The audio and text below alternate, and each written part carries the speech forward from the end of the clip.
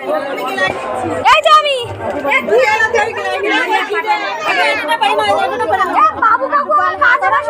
চলে এলাম বাড়ির পুজোর ব্লগটার শেষ পর্বে। আর এখানে তোমরা শুনলে ঢুকেই আমি প্রচুর গালাগালি খেতে শুরু করেছি, কারণ আমি আমাদের বাড়ির পাশে যে কালী পুজোটা হয় না, ওখানটায় ঠাকুরের বেদিতে আলপনা করছিলাম। আর এখানে আমাদের যে লক্ষ্মী পুজো হয় বাৎসরিক, সেটার অঞ্জলিটা হয়ে গেছে আর আমি আসতে পারিনি টাইম মতো, এই জন্য আমাকে সবাই গালাগালি করছিল। তো যাই হোক, সমস্ত গালাগালি শুনে মেনে নিলাম, কারণ ওখানেও একটা মায়ের পুজো করছিলাম, তো মা নিশ্চয়ই আমার দিকটাও ভেবে দেখবে। আমি একসাথে দু জায়গায় উপস্থিত থাকতে পারিনি। আর তোমাদেরকে দেখাই আমাদের ঠাকুরঘরটা। এটা হচ্ছে আমাদের সাধারণ ঠাকুরঘর, মানে সবার ঠাকুরঘর। আর ইতিমধ্যেই বাড়িতে লোকজন আসা শুরু করে দিয়েছে, আর লোকজনকে খেতে বসানো শুরু হয়ে গেছে।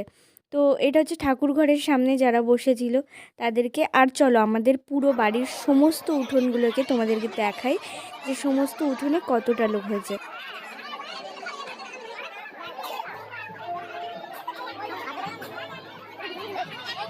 দেখেছো, সবাই খেতে বসেও পড়েছে। আর এদিকে ভাই বোন আর আমাদের বাড়ির পাশের যে ক্লাবটা আছে ওখানকার সবাই, মানে ওখানেও কিছু ভাই দাদা, ওরা সবাই এসে আমাদেরকে প্রতি বছরই সহযোগিতা করে।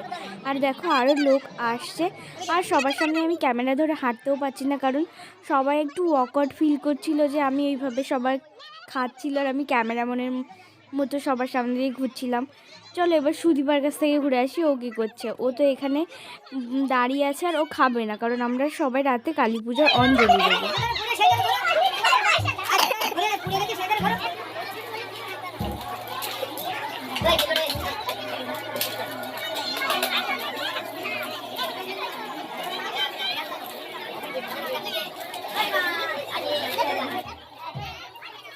আর এইখানে হচ্ছে আমরা সবাইকে জল দিচ্ছিলাম, হাত ধোয়ার জল দিচ্ছিলাম খেতে বসার আগে। সবাই কাজ করছে, আর আমরা যদি বাড়ির ছেলে মেয়ে হয়ে কাজ না করি তাহলে সেটা সবার চোখে খারাপ দেখায় না, সেই কারণে। আর দেখো এখানে আমরা জল দিচ্ছিলাম। তারপরে এটা কত নম্বর ব্যাচ না আমার খুব একটা খেয়াল নেই, খুব সম্ভবত তৃতীয়, তো সেই কারণে। আর এখানে দেখো সবাইকে পাঁপড় দেওয়া হচ্ছে। এটা হচ্ছে সৃজনীকে তোমরা চেনো, ও এটা হচ্ছে জেঠু, মানে সৃজনীর বাবা।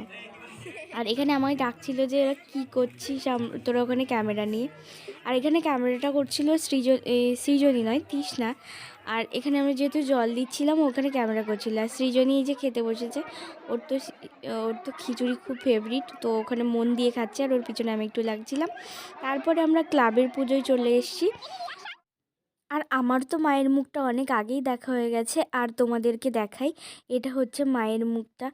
মায়ের মুখটা খুব সুন্দর হয়েছিল, আর সব সময় সুন্দর হয়। আর এখানে প্রদীপ জ্বলছিল, তো সেটা একটা ভিডিও তোমাদেরকে দেখিয়ে দিলাম। আর তারপরে আমরা সেকেন্ড ফানুসটা ওড়াতে এসেছিলাম। আর এটা ছিল নদীর পাশে, তো এটা ওড়াতে আমাদের খুব একটা কোনো অসুবিধা হয়নি। আর যেহেতু আমরা সবাই বাচ্চা, মানে আমি বাচ্চা নই, তো যারা আমার সাথে ছিল তারা আমার থেকে অনেকটা ছোট, এবার একটু ধরতে অসুবিধা হচ্ছিল সবার, তো এই ফানুসটা ওড়াতে আমাদের খুব একটা অসুবিধা হয়নি।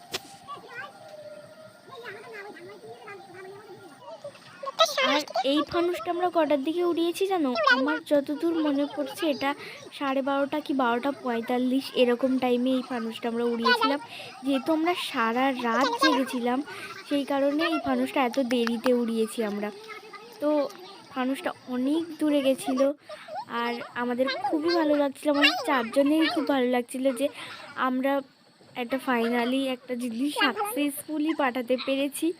তো সেই কারণে দেখো তোমাদেরকে দেখালাম। আর এই দিনে আমাদের লুকটা কেমন ছিল সেটার ভিডিও আমি তোমাদের সাথে দিচ্ছি, শেয়ার করছি। তো এই ভিডিওটা এই পর্যন্তই, দেখা হবে নেক্সট কোনো ব্লগে। ততক্ষণের জন্য ভালো থাকো, সুস্থ থাকো। আর আমাদের ব্লগ কিন্তু অবশ্যই অবশ্যই দেখতে হবে, আর চ্যানেলটাকে সাবস্ক্রাইব করতে একদম ভুলবে না। তো টাটা, দেখা হচ্ছে নেক্সট কোনো ব্লগে।